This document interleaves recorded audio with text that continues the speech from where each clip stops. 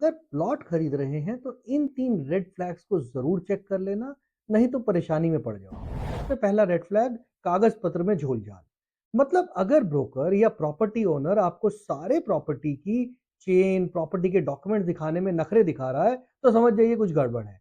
भाई अगर प्लॉट आपका है, तो आपके पास प्रॉपर्टी के रजिस्ट्री, म्यूटेशन, नक्शा सभी कुछ होना चाहिए।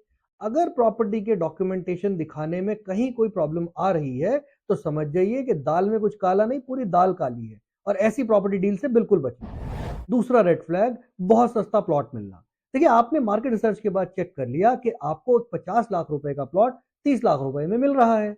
अब कोई क्यों आपको इतना सस्ता प्लॉट देगा?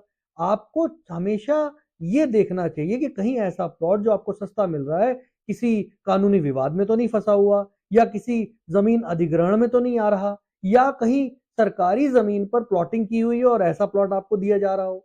तो ये तीनों चीजें आपको चेक करना बहुत जरूरी है। तीसरा और सबसे खतरनाक रेड फ्लैग, जब आपको बोला जा रहा हो कि ये डील सिर्फ आज के लिए है, जल्दी कीजिए वरना ये डील निकल जाएगी, या फिर बहुत सारे बायर्स हैं, अगर आपने एडवांस नहीं किया तो ये प्लॉट बिक जाएगा। अगर ऐसी कहीं बातें आपके कानों में आ रही हैं तो आपको जरूर शक करना चाहिए। देखिए बिना प्रॉपर्टी के पेपर्स को, डॉक्यूमेंटेशन को चेक किए आप इस तरह से एडवांस ना दें। आपको जरूर चेक करना चाहिए कि कहीं ना कुछ आपको जल्दबाजी में फंसाया जा रहा है और कहीं आप इस तरह के ब्रोकर्स की चाल में फंस तो नहीं रहे हैं।